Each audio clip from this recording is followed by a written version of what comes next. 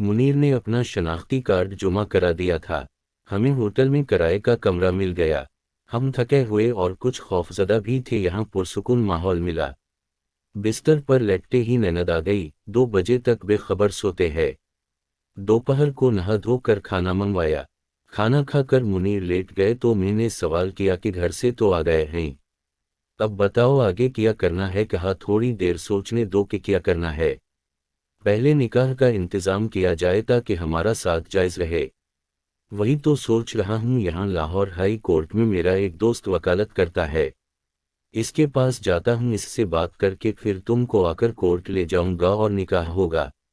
गवाहों का इंतजाम भी शायद वही कर देगा, लेकिन उससे पहले हमें रहाइश का सोचना है। निकाह के बाद कहाँ जाएंगे? उम्र भर तो इस होटल में नहीं रह सकते। ज्यादा से ज्यादा 1 हफ्ता रह सके बढ़िए।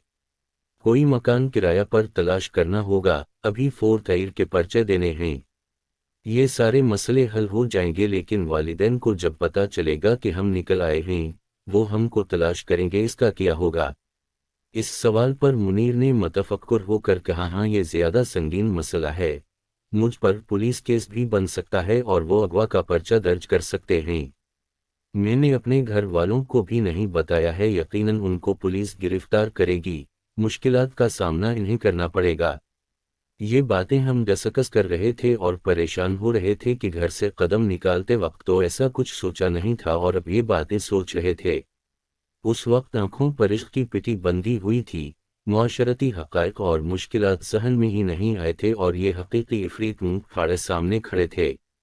मुनीर ने कहा, मैं आसफ वकील के पास जाता हूँ और कोर्ट मैरिज की बात करता हूँ।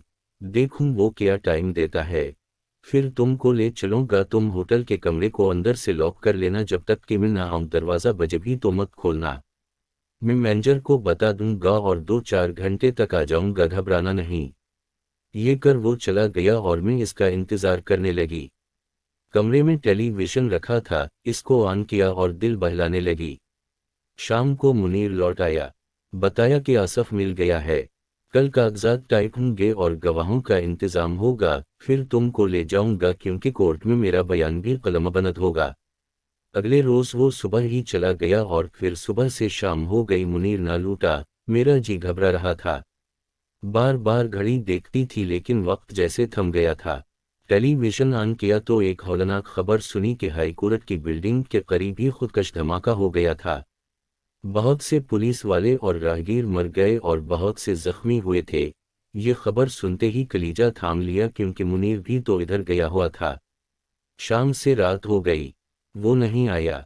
खुदा जानता है कि वो रात कैसे गुजारी। पल भर को आंख ना लगी। शब भर मुनीर की खैर वाओ सलामती की दुआ करती रही। रात का खाना भी ना खाया। बेरे ने एक बार दर बजाया मगर मैंने खोला और ना जवाब दिया तो वो लौट गया। सुबह हुई और मुनीर नहीं आया तो मैं समझ गई कि कुछ हो चुका है। दोपहर को मैनेजर ने फ़ोन किया। डरते डरते मैंने रिसीवर उठाया। इसने बताया कि मुनीर साहब शदीद जख्मी थे। खुदकुश धमाके में उनकी टांगें उड़ गई थीं।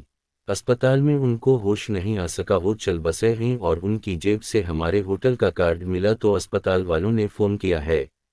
आप उनके घर वालों का पता दें। मैंने मुनीर के वालिद का नंबर लिखवा दी और मैनेजर से कहा कि उनको मेरा मत बताएगा क्योंकि हम घर वालों से चोरी छपे निकले थे और वो कोर्ट में कोर्ट मैरिज के सिलसिले में अपने एक वकील दोस्त से मिलने गए थे। बदनसीबी से सनहे की जद में आ गए। ऐसा कहते हुए मैं रो रही थी।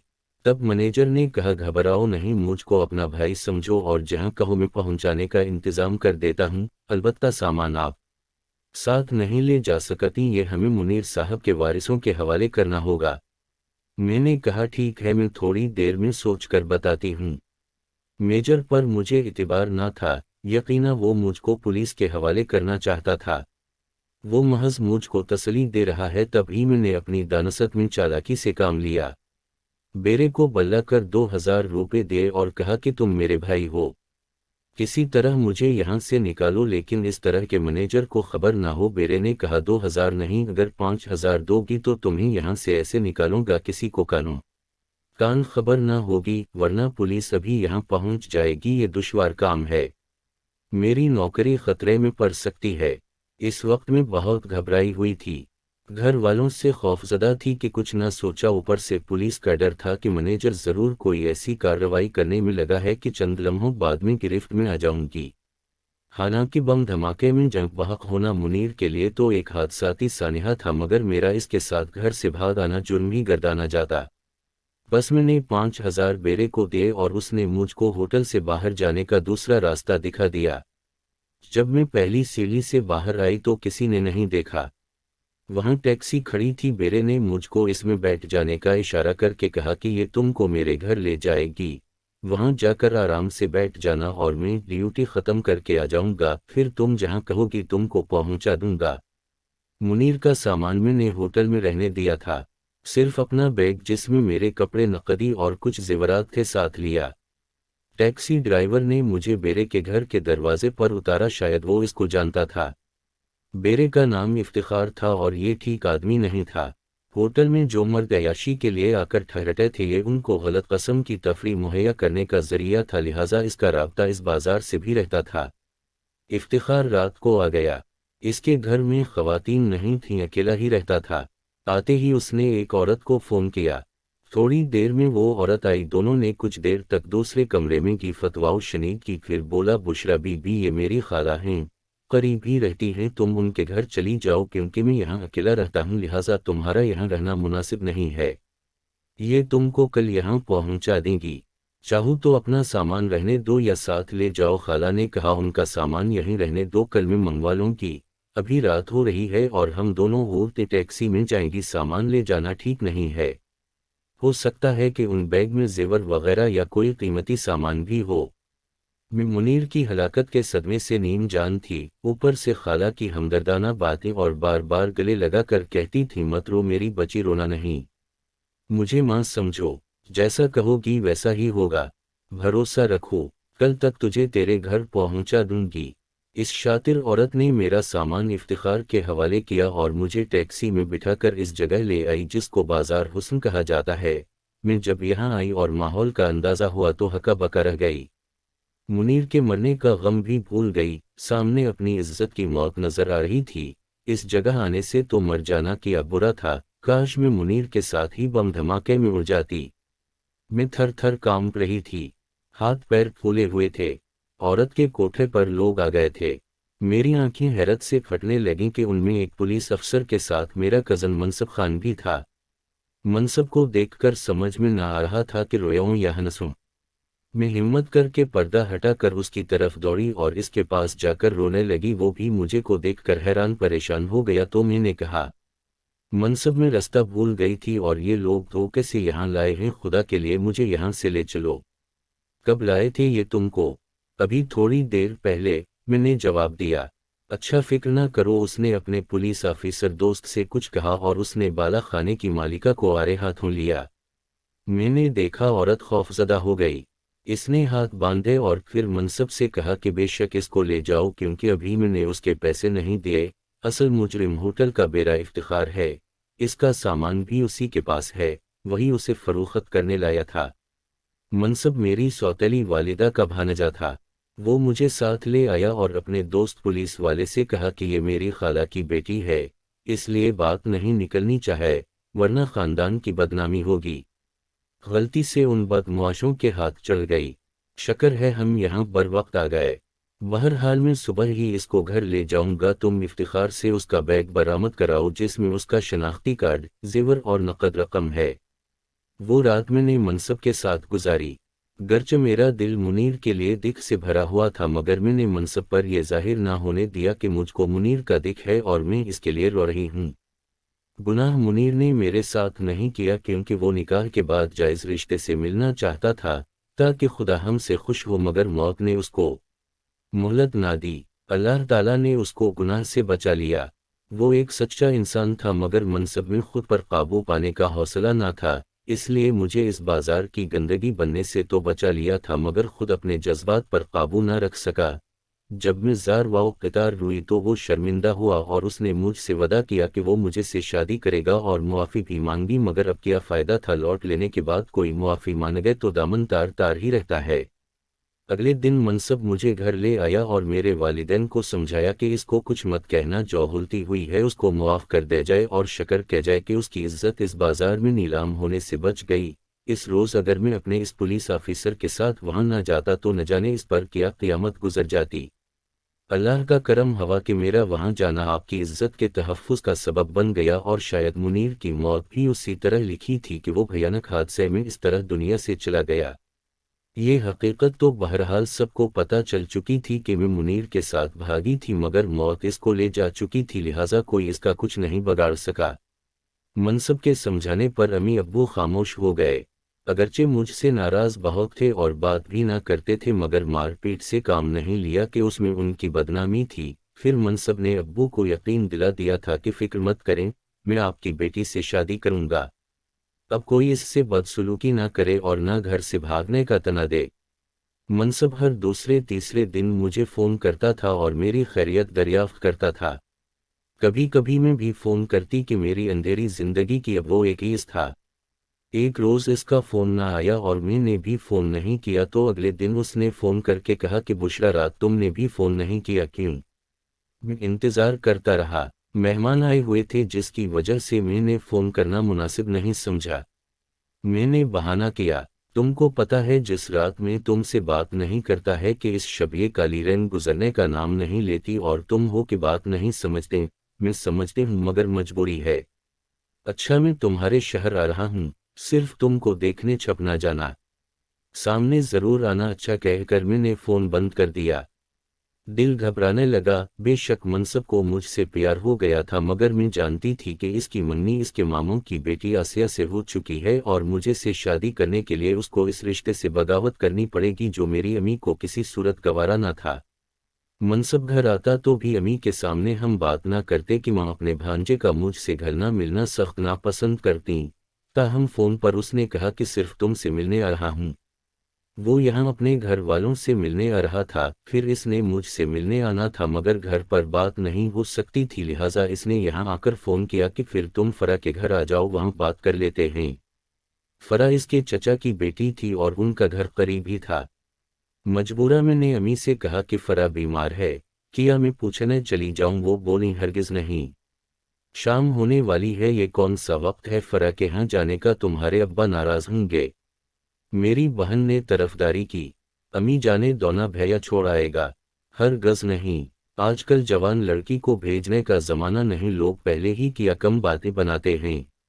اتنے میں فرا کے گھر سے اس کا چھوٹا بھائی آ گیا کہ فرا باجی کو اسپتال لے جا رہے ہیں۔ تب امی کا دل پسیجا، بولی تم لوگ گھر پر رہو، میں خود جاتی ہوں وہاں۔ اسی دم وہ فرا کے گھر چلی گئیں۔ ان کے جانے کی دیر تھی کہ منصب گھر آ گیا، دراصل اس نے فرا کے بھائی کو بھیجا تھا۔ امی گھر پر نہ تھیں، اب ہم بات کر سکتے تھے۔ تب اس نے کہا بشرا، تم ماں کو راضی کر لو، کیونکہ تمہیں پتا ہے کہ میری ماں آسیہ کے علاوہ کسی کو بہو نہ بنائیں گی، وہ ضد کی پکی ہیں۔ یہ ناممکن ہے، تمہاری خالہ میری سگی ماں نہیں ہے، تم جانتے ہو تم ان کو راضی کر سکتے ہو تو کوشش کر کے دیکھو، میں ان کے سامنے زبان نہیں کھول سکتی۔ اچھا بتاؤ، اگر ہماری شادی پر کوئی راضی نہ ہو تو کیا تم مجھ سے کورٹ میرج کر لو گی؟ اس کی بات سن کر مجھ کو ٹھنڈا پسینہ آ گیا، کیا کہہ رہے ہو؟ منصب ایک بار پہلے بھی میں اس راہ گزر چکی ہوں اور رستہ بھول چکی ہوں، تم نہ ملتے تو تباہی میرا مقدر تھی، لیکن اس بار ایسا نہ ہوگا، میں جو تمہارے ساتھ ہوں۔ تم خود اپنے اور میرے گھر والوں سے بات کرو گے؟ منصب، میں کسی سے کچھ نہیں کہوں گی، کوشش تو کرو، اس نے کہا۔ آگے مقدر کی بات ہے، لیکن کوشش کرنے میں حرج ہی کیا ہے؟ یہ ناممکن ہے، ہاں اگر تم میرے والد صاحب کو راضی کر لو تب شاید یہ ممکن ہو جائے۔ منصب نے گھر جا کر اپنی والدہ سے بات کی۔ اس کی ماں نے میری ماں سے کہا، امی نے اس وقت مجھ پر غصہ اتارنا شروع کر دیا کہ کیا تجھے اسی ان کے لیے پروان چڑھایا تھا؟ اب جو تیری خالہ کہہ رہی تھی مجھے تو سن کر شرم آ رہی تھی، تو مر کیوں نہ گئی بے حیا، پہلے ایک کے ساتھ بھاگی، اب دوسرے کے ساتھ دوستی کر لی ہے۔ منصب میرا خون ہے، کیا وہ دھوکہ چاٹے گا؟ تم نے ڈورے ڈالے بھی تو کس پر؟ میرے بھائی کی بیٹی آسیہ کے حق پر ڈاکہ ڈالنے جا رہی ہے، بے غیرت، تو نے ہمیں ڈس لیا ہے، ہم تو برباد ہو گئے ہیں۔ اگلے دن خالہ آ گئیں، بولی میرا بیٹا کہہ رہا ہے کہ بشرا کے سوا کسی سے شادی نہ کرے گا۔ जान दे देगा। कैसी बेहया है तुम्हारी लड़की कि मेरा बेटा अपने मुंह से नाम ले रहा है। मैं रोने लगी। अम्मी उनकी बातें मत सुने, उनका बेटा खुद मेरे पास आया था, मैं नहीं गई थी इनके बेटे के पास। बकवास बंद कर बेहया, कुछ शर्म कर। लड़के ऐसी लड़कियों से शादी नहीं करते जो घर से भाग चुकी हूँ। इसने तुमसे शादी कर भी ली तो कुछ दिन बाद छोड़ देगा। वो हमारा खून है, मैं उसको अच्छी तरह से जानती हूँ। अम्मी ने मुझको इतनी सुनाई कि मैं खून के आंसू रोने लगी। आखिरकार कमरे में बंद हुई। तभी फोन की घंटी बजी। मनसब का फोन था। इसने कहा, सीधी उंगलियों से घी नहीं निकलेगा, हमारे बुजुर्ग यूं मानने वाले नहीं हैं।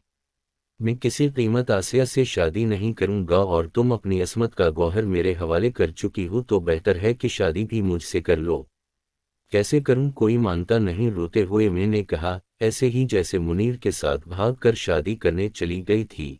मेरे लिए किया घर की दहलीज पार नहीं कर सकती, जबकि मैंने तुम्हारे माजी को इशू नहीं बनाया है, तुमको वापस घर पहुंचाया है। क्या भी मेरी मोहब्बत का एतबार नहीं है? हिम्मत करो और निकलो घर से, हम कराची जाकर कोर्ट मैरिज कर लेंगे। गर्ज वो मुझे अकसाता रहा और मुझे माँ की बातें याद आ रही थीं। तब बिन सोचे समझे मैंने कह दिया कि मैं आ जाऊं, की जगह बता दो। इसने वक्त और जगह बता दी और कहा कि मैं लेने आ जाऊंगा। घबराना नहीं, आसिया से छुटकारा पाने का बस यही एक तरीका है। मेरे दिल में भी सौतेली माँ के खिलाफ इंतकाम की आग भड़क रही थी, क्योंकि इन्होंने मुझे बहुत सताया और रुलाया था, बहुत गंदी गंदी गालियों से नवाजा था, बेइज्जती और इहानत करने में कोई कसर न छोड़ी थी। रात को मैं निकल गई, गरचे ज़मीर मलामत करता रहा। सारा दिन यही सोचती जाती थी कि जो मैं कर रही हूँ ठीक है। जब गाड़ी कराची के स्टेशन पर रुकी, मैंने इधर इधर देखा, मनसब मुझे कहीं दिखाई ना दिया। 2 घंटे में प्लेटफॉर्म पर खड़ी इसकी राह तकती रही, इधर उधर टहलती रही। 2 नौजवान काफी देर से मुझे देख रहे थे। मेरे करीब आ गए और आंख मार कर बोले, हमारे साथ चलोगी? मैं घबरा गई, पसीने पसीने हो गई तो वो कहकह लगाने लगे कि यार वो नहीं आया जिसके लिए ये भाग कर आई है, ऐसा ही लगता। दूसरे ने कहा, तो चलेगी हमारे साथ? हा हा हा। उनके कहकह मेरा पीछा करने लगे।